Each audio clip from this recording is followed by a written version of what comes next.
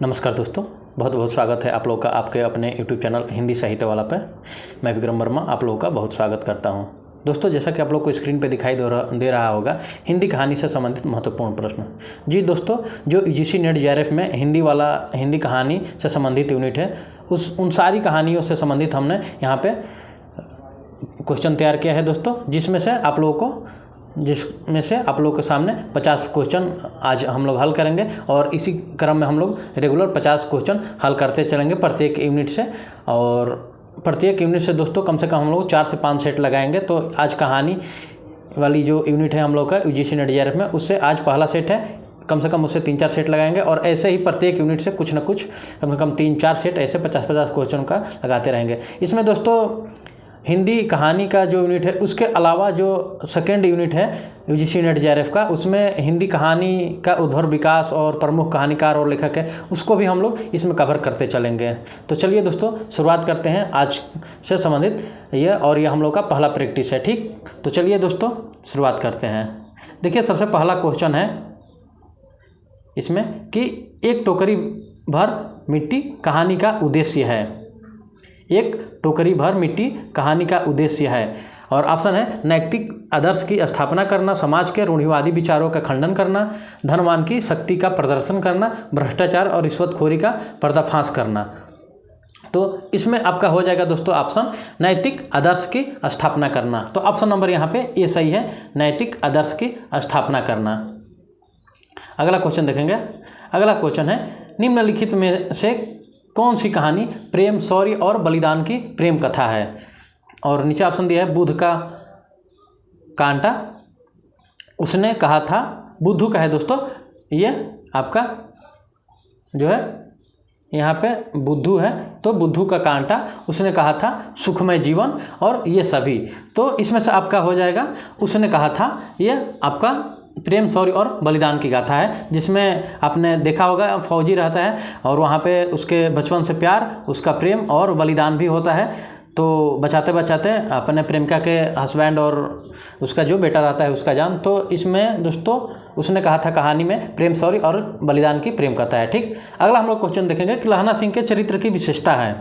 ठीक, तो दिया है प्रत्युत्पन्नमति होना, और फिर अगला दिया है कार्य करने में फुर्ती, तीसरा दिया है संकट के समय अपने साथियों का नेतृत्व, और ऑप्शन नंबर डी है उपरोक्त सभी। तो इसमें से आपका हो जाएगा आंसर उपरोक्त सभी। यहाँ पे सभी आंसर सही है इसके, कार्य करने में भी फुर्ती, संकट के समय अपने साथियों का नेतृत्व में भी, और प्रत्युत्पन्नमति का होना, ये तीनों चीज़ें हैं दोस्तों लहना सिंह के चरित्र में। और आगे हम लोग देखेंगे अगला जो क्वेश्चन है कि निम्नलिखित में से किस कहानी की कथावस्तु प्रथम विश्व युद्ध पर आधारित है।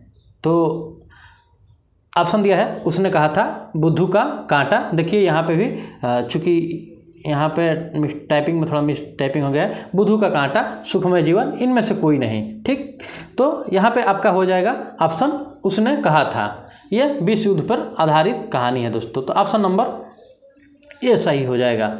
अगला क्वेश्चन है आरंभिक कहानियों में सर्वप्रथम फ्लैशबैक शैली का प्रयोग किस कहानीकार ने किया। तो यहाँ पे हो जाएगा आपका, देखिए यहाँ पे पूरा क्वेश्चन देख लीजिए, किया है कि किस कहानीकार ने किया।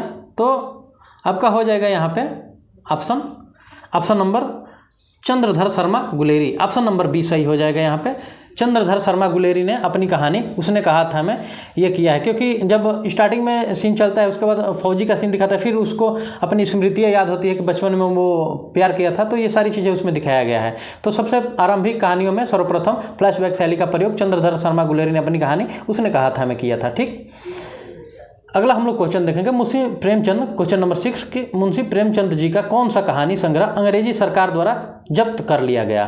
ठीक, तो इसमें दोस्तों है आपका सोजे वतन। ऑप्शन नंबर सी सही है, क्वेश्चन 6 का क्वेश्चन ऑप्शन नंबर सी सही है, सोजे वतन। अगला क्वेश्चन है कि प्रेमचंद ने अपनी किस कहानी के माध्यम से ग्रामीण जीवन, किसानों की सहृदयता, कायापन का चित्रण और उनके आदर्श की स्थापना की है। क्वेश्चन नंबर 7 दोस्तों देख लीजिए यहाँ पूरा कि प्रेमचंद ने किस कहानी के माध्यम से ग्रामीण जीवन, किसानों की सहृदयता, कायापन का चित्रण और उनके आदर्श की स्थापना की है। और ऑप्शन दिया है पंच परमेश्वर, कफन, सोजे वतन और सौत। तो इसमें से आपका हो जाएगा क्वेश्चन नंबर 7 का सही हो जाएगा आपका इसमें पंच परमेश्वर। तो ऑप्शन नंबर इसका ए सही हो जाएगा। पंच परमेश्वर कहानी दोस्तों है जिसमें किसानों की सहृदयता, कायापन और ग्रामीण जीवन का चित्रण है। अगला क्वेश्चन है क्वेश्चन नंबर 8 कि ऊंची और नीची जाति का भेदभाव प्रेमचंद की किस कहानी की विषय वस्तु है। तो इसमें हम लोग देख सकते हैं दिया है 4 ऑप्शन, नशा, ठाकुर का कुआं, बूढ़ी काकी और 2 बैलों की कथा। तो 2 बैलों की कथा में तो वहाँ पे बैलों की कहानी दिखाई गई है, बूढ़ी काकी में एक बूढ़ी स्त्री की कहानी दिखाई गई है, ठाकुर का कुआं है दोस्तों जहाँ पे जाति, ऊंची और नीची जाति का भेदभाव दिखाया गया है। तो यहाँ पे ऑप्शन नंबर बी सही हो जाएगा।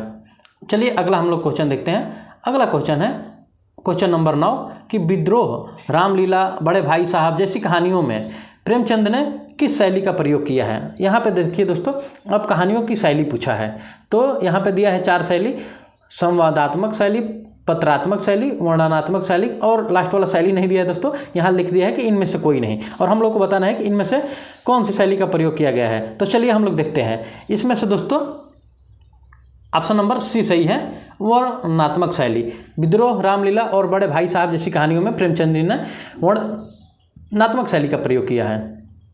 तो चलिए अब हम लोग आगे बढ़ते हैं और अगला देखते हैं क्वेश्चन नंबर 10, निम्नलिखित में से किस कहानी में प्रेमचंद जी ने कथनी और करनी की विसंगति पर जबरदस्त व्यंग किया है। और ऑप्शन दिया है बड़े भाई साहब, पुस की रात, कफन और नशा। तो यहाँ पर हम लोग देख सकते हैं 4 ऑप्शन है, तो इसमें से जो ऑप्शन नंबर 4 है डी, ऑप्शन नंबर डी में कहानी में कथनी और करनी की विसंगति पर जबरदस्त व्यंग किया गया है प्रेमचंद जी के द्वारा। ठीक, तो यहाँ पे नशा कहानी हो जाएगा। आगे हम लोग अगला क्वेश्चन है, चैन सिंह एवं महावीर प्रेमचंद की किस कहानी के पात्र हैं। तो आपके हो जाएंगे यहाँ पे कफन, घास वाली, सदगति और इनमें से कोई नहीं। तो आपके हो जाएंगे घास वाली, जो ऑप्शन नंबर बी सही है दोस्तों। इसमें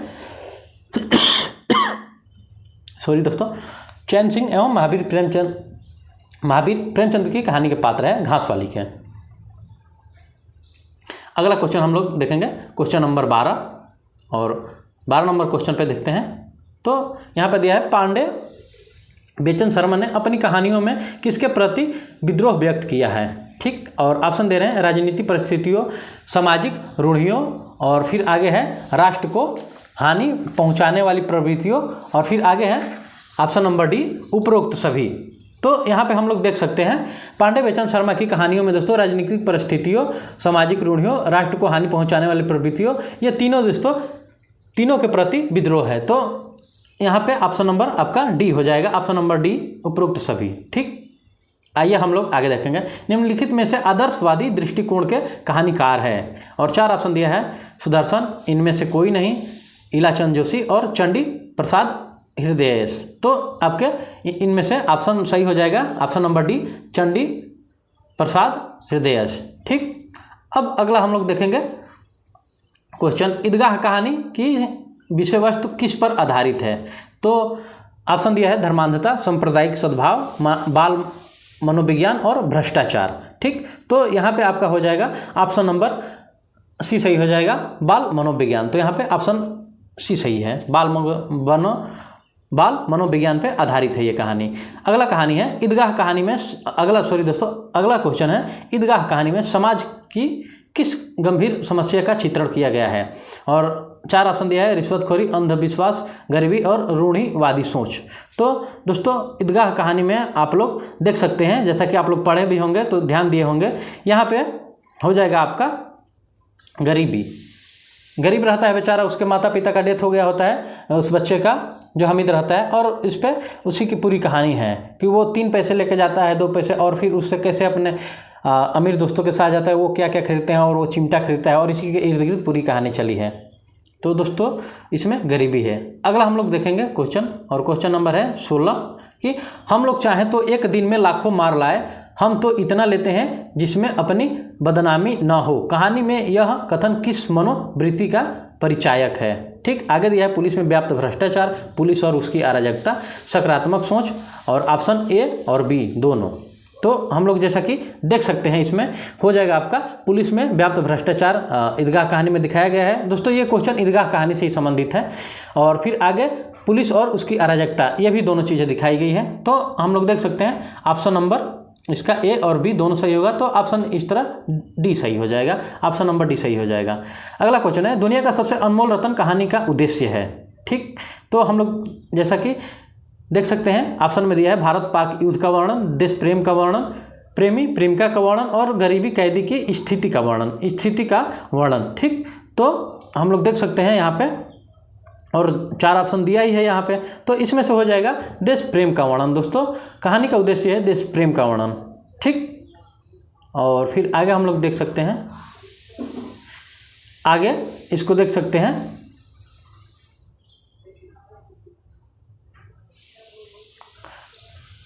अगला क्वेश्चन है 18 नंबर कि दुनिया का सबसे अनमोल रत्न कहानी में अनमोल रत्न माना है। ठीक, तो यहाँ पे ऑप्शन दिया है कैदी के आंसू को, सती की राख को, फकीर के वचन को और देश की रक्षा में गिरे सैनिक के खून को। तो यहाँ पे ऑप्शन नंबर डी सही है, देश की रक्षा में गिरे सैनिक के खून को यहाँ पे दुनिया का सबसे अनमोल रत्न कहा गया है इस कहानी में। ठीक, तो ऑप्शन नंबर यहाँ पे डी सही हो जाएगा। आइए हम लोग अगले क्वेश्चन पे पहुँचते हैं। अगला क्वेश्चन है क्वेश्चन नंबर 19 आकाशदीप कहानी में कहानीकार को किसका सुंदर सामंजस्य किया है। ठीक, तो हम लोग देख सकते हैं आदर्श और यथार्थ का, इतिहास और कल्पना का, प्रेम और सौंदर्य का, उपरोक्त शब्द का। तो दोस्तों आकाशदीप कहानी में इतिहास और कल्पना का सुंदर सामंजस्य किया गया है, तो ऑप्शन नंबर यहाँ पे बी सही हो जाएगा, 19 का ऑप्शन नंबर बी। चलिए अगला हम लोग क्वेश्चन देखते हैं, क्वेश्चन नंबर 20 कि बुधगुप्त एवं चंपा किस कहानी के पात्र हैं। तो अभी दोस्तों जिसके बारे में हम लोग ऊपर पढ़े आकाशदीप, तो आकाशदीप कहानी के पात्र हैं। हमने प्रत्येक कहानी से भी लगभग 5 या 6 ऐसा करके या 2 या 3 कम से कम 4 क्वेश्चन ये कहानी से उठाया गया है, क्योंकि देखिए आजकल का क्वेश्चन का नज़रिया बदल गया है। अभी तो मान लीजिए ये बहुत सिंपल सवाल है कि बुधगुप्त एवं चंपा किस कहानी से पात्र है, लेकिन ये कहानी से इससे एक ऊपर भी बढ़ के आजकल क्वेश्चन पूछ रहा है, उद्देश्य पूछ दे रहा है। तो दोस्तों अलग अलग तरीके का आ रहा है, तो इसलिए 4-5 क्वेश्चन भी एक कहानी से बना के उठा लिया गया है। चलिए हम लोग आगे देखते हैं अगला क्वेश्चन। अगला क्वेश्चन है कि निम्नलिखित में से कौन सा पात्र द्वीपवासियों की सेवा में अपना जीवन लगाना चाहता है या चाहती है। ठीक, क्वेश्चन नंबर 21। तो देख सकते हैं आप लोग क्वेश्चन नंबर 21 को, तो दिया है ऑप्शन चंपा, बुधगुप्त, मणिभद्र और इनमें से कोई नहीं, 21 नंबर। तो यहाँ पे हो जाएगा आपका ऑप्शन नंबर ए सही हो जाएगा, चंपा, जो कि द्वीपवासियों की सेवा में अपना जीवन लगाना चाहती है। अगला क्वेश्चन है निम्नलिखित में से मणिभद्र ने किसे बंदी बनाया। अगला क्वेश्चन है कि निम्नलिखित में से मणिभद्र ने किसे बंदी बनाया। तो हम लोग देख सकते हैं चंपा को, बुध को, चंपा के पिता को और ए और बी दोनों ऑप्शन। तो यहाँ पे दोस्तों जैसा कि हम लोग देख सकते हैं चंपा को और बुध को दोनों को दोस्तों, तो ऑप्शन नंबर यहाँ पे डी सही हो जाएगा, ऑप्शन नंबर डी सही हो जाएगा, ए और बी दोनों। ठीक, 22 का।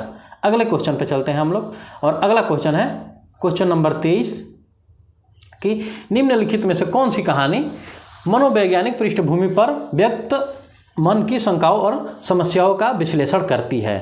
ठीक, तो आइए हम लोग देख सकते हैं कहानियों का नाम है यहाँ पे जाह्नवी, फांसी, 2 चिड़िया और ये सभी। तो दोस्तों ये जो तीनों कहानियों का नाम दिया है जाह्नवी, फांसी, 2 चिड़िया, तो ये तीनों कहानियाँ जो दोस्तों है कि मनोवैज्ञानिक पृष्ठभूमि पर मन की शंकाओं और समस्याओं का विश्लेषण करती है। तो यहाँ पे ऑप्शन नंबर डी सही हो जाएगा, ऑप्शन नंबर डी। अब कुछ हमारे दोस्त को ये लग रहा होगा कि ये तो हम लोग को कहानी में है ही नहीं, जो जिसी की कहानियाँ हैं 21 पढ़नी। तो दोस्तों पहले आप लोग को एक बार बता दें कि जैसा कि दिया गया है सेकेंड यूनिट में कि हिंदी गद्य का विकास में हिंदी कहानी विकास परंपरा, उद्भव विकास, प्रमुख कहानी, उनके लेखक और रचना। तो दोस्तों ये उनमें से कुछ प्रमुख कहानियां हैं जिनके बारे में यूजीसी पूछ देता है। आप लोग उठा के प्रीवियस ईयर का पेपर भी देख सकते हैं। और एक चीज़ और घबराना नहीं आप लोगों को, प्रीवियस ईयर के जितने क्वेश्चन हैं 2018 से पहले इधर आए हुए के बाद आए हुए 2022 के लास्ट तक, तो हम लोग उसको 2023 दोस्तों जो जून में पेपर हुआ था, तो वहाँ तक हम लोग उसको सब कवर करेंगे और उसको पढ़ेंगे अच्छे से। ठीक, उनको भी हम लोग देख लेंगे और ये पहले प्रैक्टिस सेट भी लगाते चलेंगे, जिससे देखेंगे कि कितना फ़ायदा हो रहा है हम लोगों को ये पढ़ के और उसको पढ़ने में। ठीक, चलिए हम लोग अगला क्वेश्चन पे देखते हैं। और अगला क्वेश्चन है, क्रांतिकारी शमशेर और पुलिस अधिकारी की बेटी जुलाई की प्रेम कहानी है। और आगे दे रहा है आपका ऑप्शन मलंग, सांप, ईश्वर द्रोही और फांसी। तो यहाँ पे दोस्तों हो जाएगा आपका ऑप्शन नंबर डी सही, फांसी। फांसी कहानी है दोस्तों, जिसमें शमशेर और पुलिस अधिकारी की बेटी जुलाई की प्रेम कहानी है। अगला क्वेश्चन हम लोग देख सकते हैं, जैनेन्द्र को मानव जीवन दर्शन का सबसे बड़ा कहानीकार माना है। और दोस्तों ये हम अपनी पिछली कक्षा में जब हम क्लास लिए थे इसका कहानी का जैनेन्द्र से संबंधित, तो हमने ये चीज़ बताई थी। तो यहाँ पे कौन हो जाएगा आप लोग बताइए, अगर क्लास किए हैं तो। यहाँ पे हो जाएगा आपका option number B, Lakshmi Narayan Lal. ठीक, तो ऑप्शन नंबर बी सही हो जाएगा।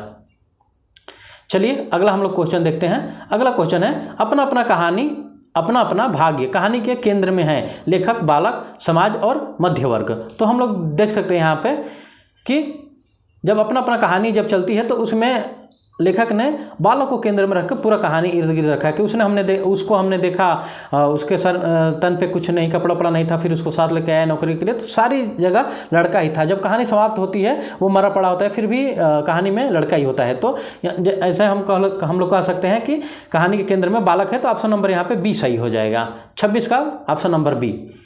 अगला कहानी है अगला क्वेश्चन है कि अपना अपना भाग कहानी में किस पर व्यंग किया गया है।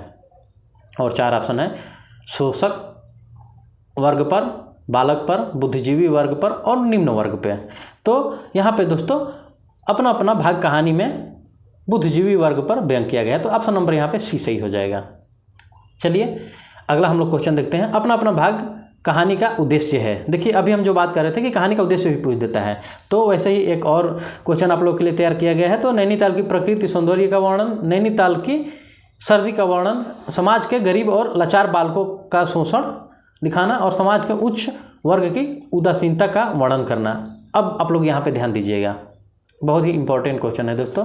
नैनीताल की प्रकृति सौंदर्य का वर्णन, देखिए कहीं ना कहीं थोड़ा बहुत प्रकृति का वहाँ पे चर्चा हुआ है कहानी में, ठीक, कि ठंड थी, ऐसा ऐसा मौसम था। सर्दी का वर्णन का भी हुआ है कि ज़्यादा कड़क की ठंड थी। लेकिन उसके आगे भी देखिए, समाज के गरीब और लाचार बालकों का शोषण और समाज के उच्च वर्ग की उदासीनता का वर्णन, ये भी है दोस्तों।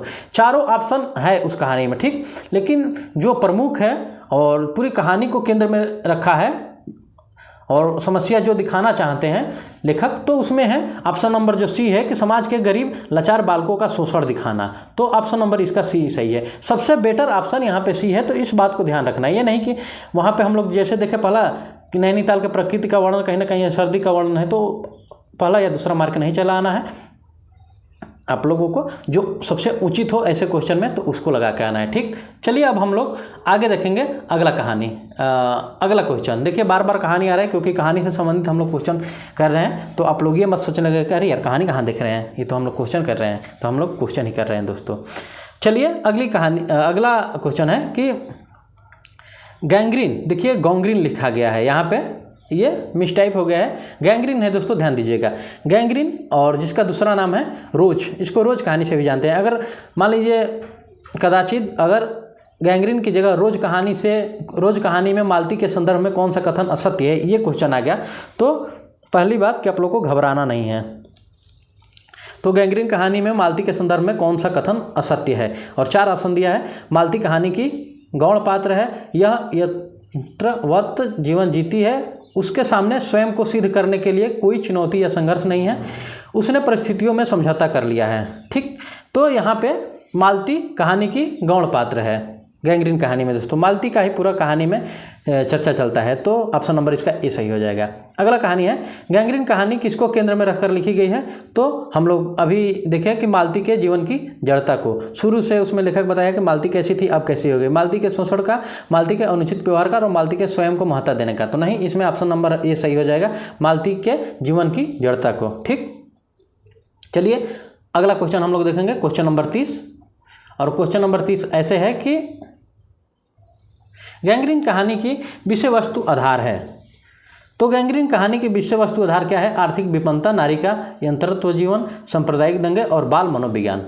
तो इसमें से नारी की यंत्रत्व जीवन आप लोग पढ़े होंगे तो देखे होंगे, उसमें पूरा मालती का ही जीवन के बारे में बताया गया है। अगर जो हमारे दोस्त कहानी को मूल पाठ को नहीं पढ़ पाए होंगे किसी वजह से और पेपर नज़दीक आ गया और या डेट आ गई है या डेट आ गई है और लगभग सबको पता है कि नवंबर दिसंबर में एग्ज़ाम हो जाता है।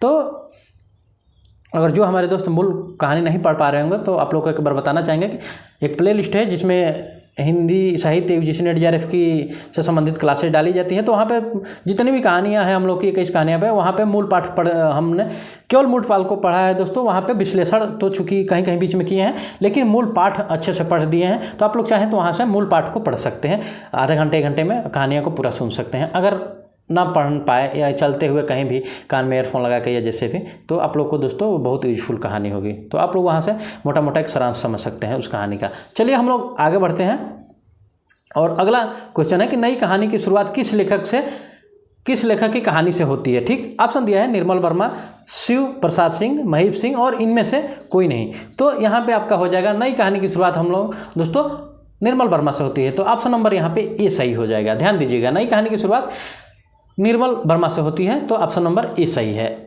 चलिए अगले क्वेश्चन पे चलते हैं, क्वेश्चन नंबर 33। और क्वेश्चन नंबर 33 में ऐसे है कि नई कहानी की विशेष उपलब्धि किस क्षेत्र में रही।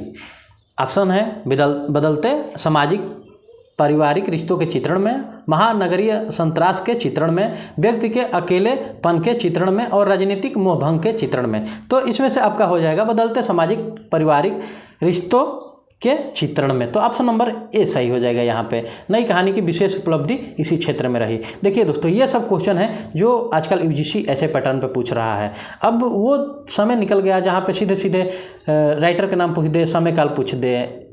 तो कहानी का थोड़ा सा जो हम लोग क्वेश्चन करेंगे तो सम्मिश्रण करेंगे, क्योंकि पुराने भी जो क्वेश्चन थे, मान लीजिए 2-3 क्वेश्चन को बना के एक कर दे रहा है, लेकिन भाई कर तो रहा है तो हम लोग पढ़ते चलेंगे उसको भी, लेकिन हाँ उस पर कम ध्यान देंगे। जो विशेष जो आजकल पैटर्न है आने का, उसको हम लोग ज़्यादा फोकस करेंगे। तो मिक्स हम लोग पढ़ते चलेंगे, ठीक है, सॉल्व करते चलेंगे। चलिए अगला क्वेश्चन है, नई कहानी को प्रतिष्ठा दिलाने में किसकी संपादकीय भूमिका अधिक उल्लेखनीय है। तो देख सकते हैं हम लोग दोस्तों, यहाँ पे ऑप्शन दिया है श्रीपत राय, कमलेश्वर, भैरव राय, भैरव प्रसाद गुप्त और मोहन राकेश, ये दिया है। तो यहाँ पे आपका हो जाएगा ऑप्शन नंबर सी सही हो जाएगा, भैरव प्रसाद गुप्त। ठीक, यहाँ पे ऑप्शन नंबर सी सही है। नई कहानी को प्रतिष्ठा दिलाने में भैरव प्रसाद गुप्त संपादकीय भूमिका के उल्लेखनीय है। ठीक, आइए अब हम लोग आगे बढ़ते हैं और चलते हैं क्वेश्चन नंबर 34 पे।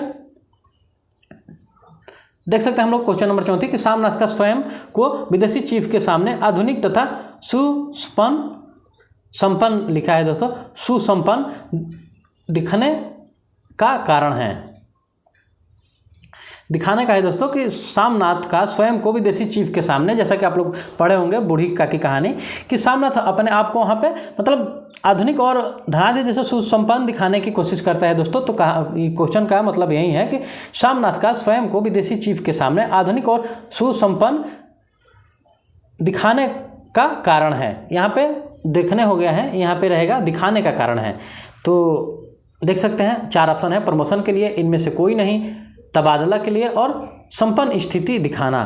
तो यहाँ पे दोस्तों हो सकता है, सॉरी दोस्तों, हो जाएगा ऑप्शन नंबर ए सही हो जाएगा, प्रमोशन के लिए। सामनाथ सारी चीज़ें जो करता है कि माँ सामने ना आए या किसी वजह से अपने आप को, मतलब देखिए पूरी कहानी आप लोग जो पढ़ेंगे बूढ़ी का की, तो उसमें चीफ का दावत दोस्तों, सॉरी हम बूढ़ी का की कह रहे हैं, ध्यान दीजिएगा, चीफ की दावत कहानी का नाम है, सॉरी गलती हो गई।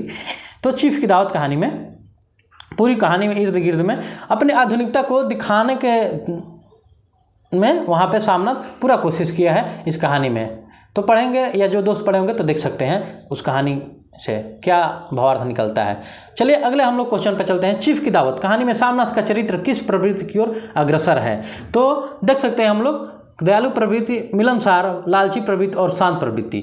दरअसल एक ही उसका दोस्तों प्रवृत्ति रहती है सामनाथ की, और वो रहती है लालची, क्योंकि वो पूरा कहानी में आप लोग पढ़ेंगे तो देखेंगे कि उसका यही रहता है कि प्रमोशन उसको मिलेगा, साहब उस पर खुश होगा, यही चीज़ पूरा दिखाया है कहानी में। अगला है कि निम्नलिखित में से कौन सा कथन असत्य है। ठीक, और 4 ऑप्शन दिया है। सोमनाथ की चारित्रिक विशेषता, झूठी संपन्नता के प्रदर्शन की है, माँ ने अपने सारे जेवर सामनाथ की पढ़ाई के लिए बेच दिए हैं, माँ ने बेटे से हरिद्वार जाने की इच्छा व्यक्त की है, चीफ ने सामनाथ की माँ का अनादर किया है।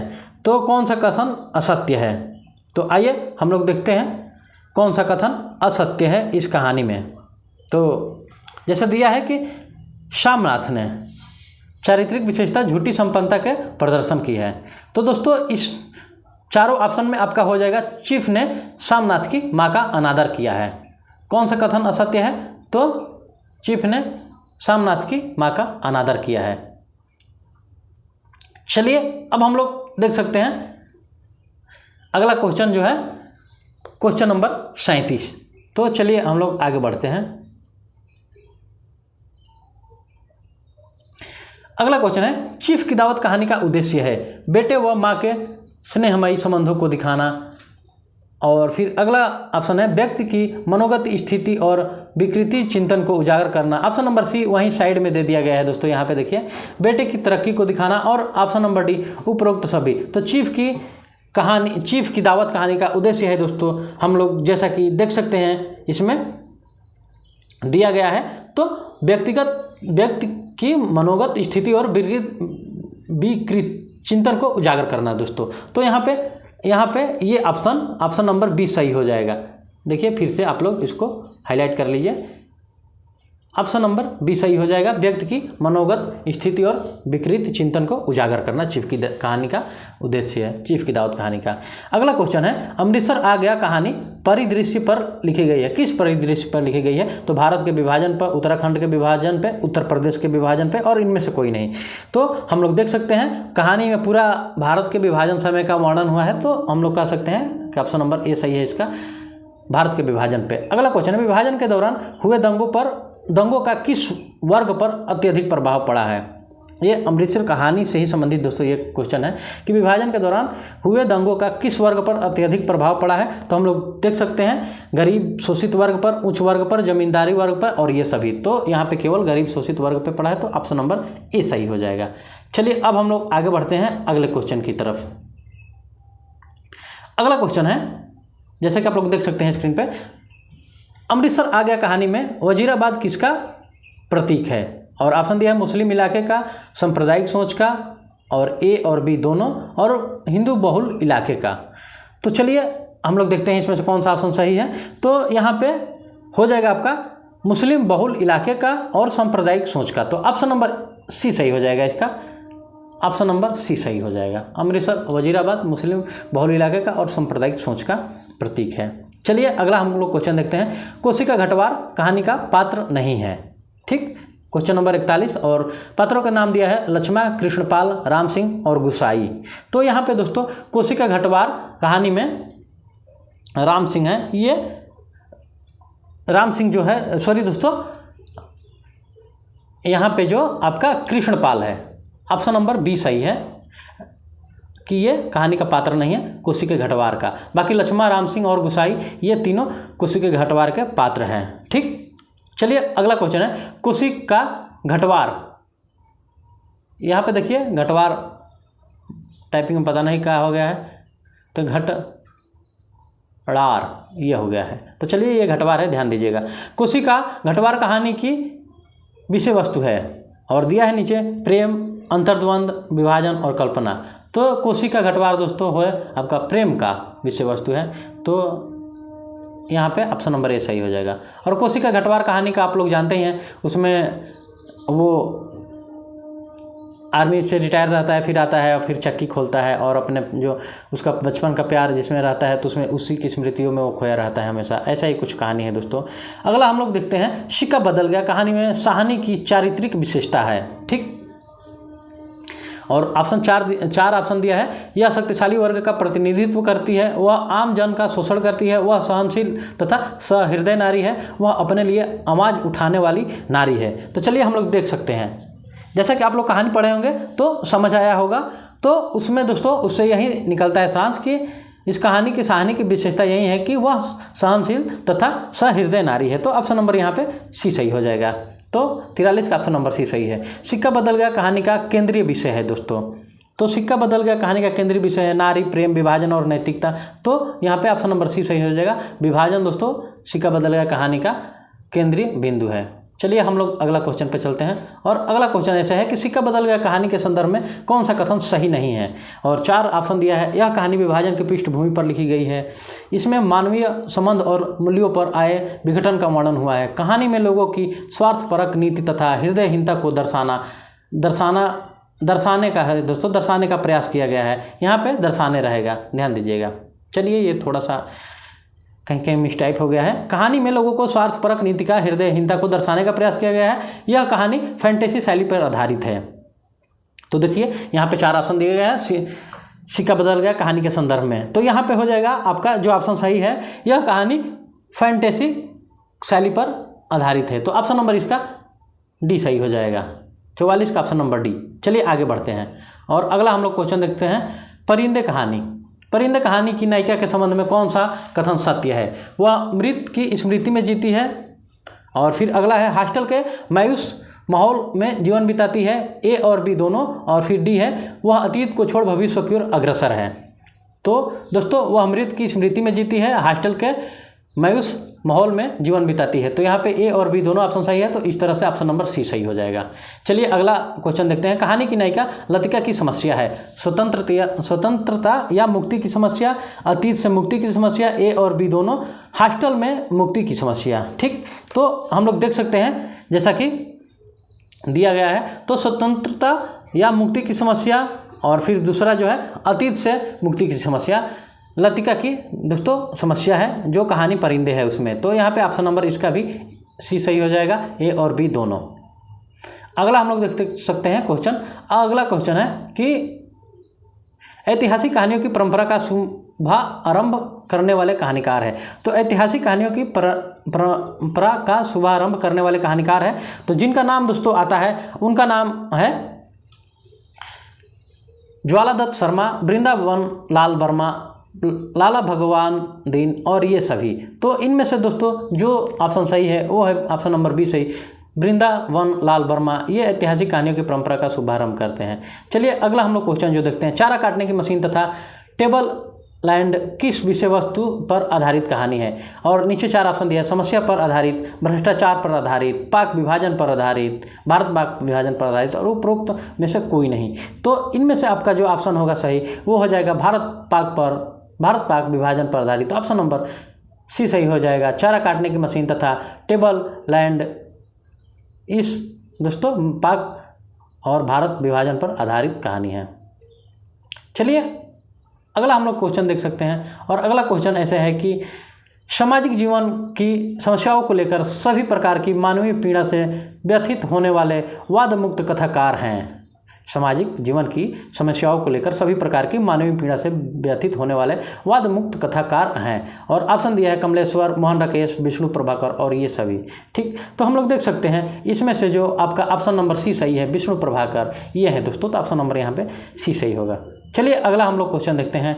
इमारत ढहाने वाले कहानी में कहानीकार ने यह दिखाने का प्रयास किया है कि, और 4 ऑप्शन दिया है कि आधुनिक जीवन में मधुर संबंध, आधुनिक जीवन में सौंदर्य, आधुनिक जीवन में हमारे परंपरागत मूल्य कितनी आसानी से टूट जाते हैं और उपरोक्त में से कोई नहीं। तो यहाँ पे आपका जो ऑप्शन सही होगा वो है आधुनिक जीवन में हमारे परंपरागत मूल्य कितनी आसानी से टूट जाते हैं।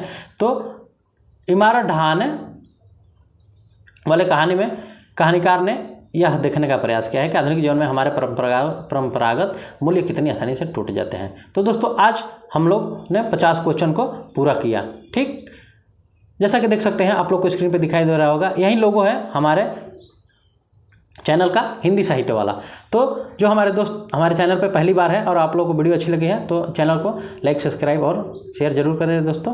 तो आज की क्लास हम लोग यहीं समाप्त करते हैं। और यहीं लास्ट नहीं था दोस्तों, सेट कहानी से संबंधित हम लोग अभी 2-3 सेट और कंप्लीट करेंगे, जिसमें सारी पक्ष को हम लोग उसमें कहानियों के सारे पक्ष को रखेंगे। और साथ साथ हम लोग प्रीवियस ईयर के जो क्वेश्चन आ चुके हैं 5-6 सालों का, उसको हम लोग देखेंगे, एक मोटा मोटा आइडिया हो जाएगा।